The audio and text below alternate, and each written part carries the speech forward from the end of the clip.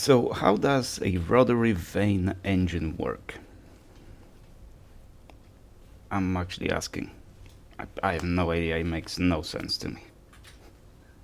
Well, let's take a look at the animation, because we can't really take a look at the working engine, because apparently it doesn't exist. That's curious.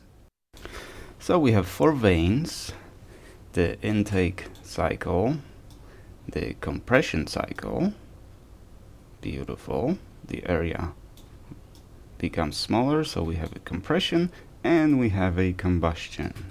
Beautiful. Look, all in one rotation. Everything works in the same direction.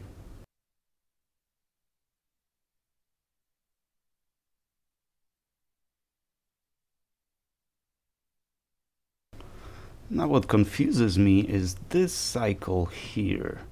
So we see that the air has been compressed on the top of the vane, and suddenly it moves to the bottom of the vane, so it can push the vane. How does that work? How did that compressed air get from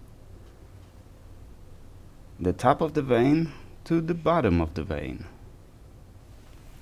So I could compare that to the regular cylinder engine. The piston starts compressing, then we have the ignition, so it starts decompressing. So the piston moves up and down, right? Every action has its reaction, and that is converted to the crankshaft, right? And if we compare what I see over here, it would be similar to the piston going up to compress the air inside the cylinder, and spark being behind the piston, somehow pushing that piston in the same direction that the compression happened. So that is very counterintuitive. It seems to me like it breaks the physics where you have action and reaction, right? If we compress the air in this direction, then the decompression should go in the other direction. So how does the compression go in one direction and then decompression continues in that same direction? It doesn't make sense to me, and the animation sure doesn't explain that. I was thinking maybe there's some kind of chamber that the vane moves in, compresses that in that chamber, and then moves across that chamber, right? So the compressed gas moves from one side of the vane to the other side of the vane. But if that be the case, then it decompresses on the other side for the next cycle, and the next cycle is trying to compress again. So I don't know if you guys can explain that to me. Feel free to do so in the comments. I just don't get it. I just don't understand it. And it seems like this design dates back to like 2003, 2002. That's the earliest mentions of this design that I found. And since then, I haven't found a single working prototype. I have found one YouTuber that tried to build that engine. It failed. Basically, it didn't work, but some issues were identified over there. So maybe if those were corrected, maybe we would get a little better data. Maybe, but would it work? It still doesn't explain. I still don't get how that compressed air moves from one side to the other side of the vane, allowing the engine to move continuously in one direction, even though that movement in one direction does the compression. Now it would work in my mind if the engine was rotating one side and the other side, one direction and the other direction. So we have it moves say 90 degrees in one direction, that's the compression.